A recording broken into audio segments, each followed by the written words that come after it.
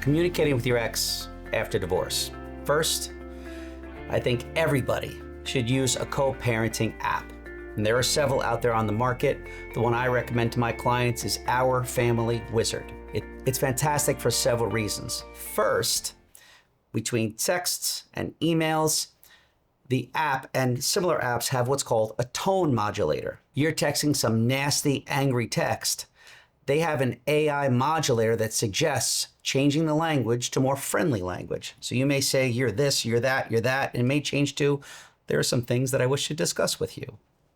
I recommend it for another reason. It keeps a record of your texts and your emails and calendar notifications for future evidence should there ever be a disagreement. So imagine how hard it is when you're going back through years of text messages, taking screenshots, printing them out, trying to show who is it's from.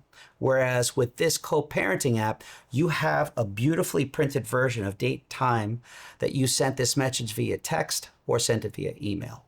It also allows a shared calendar so you can give notifications. It also has the ability for you to submit bills that you've laid out and paid for your kid to which you're seeking reimbursement. Boundaries. And how do you set them? I'm going to view this a different way. If you consistently allow your boundaries to be crossed, they are consistently going to be crossed. You have an agreement for a reason. If your agreement says you pick up Friday at 5 o'clock and your co-parent is constantly showing up the day before or the morning of, just saying, I'm here, I want them now. You have the right to say no.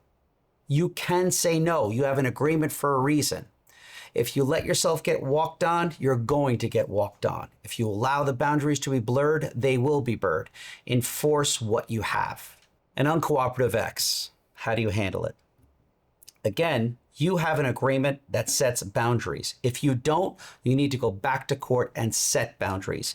And you're allowed to say no, and you're allowed to say that's not what the agreement says. And there will be a push and a pull. There will. Maybe the cops will get involved. I hope to goodness they don't. But you're allowed to stand your ground and enforce what the two of you agreed to. Thoughts in general about communicating with your ex? Keep it nice, keep it polite, keep it professional, be positive. If small accommodations are asked for, say yes, because it's a round world and there's going to be a time where you need an accommodation. If you have questions about communication with your ex after divorce and you're in New York, call us at the Sklavos Law Group.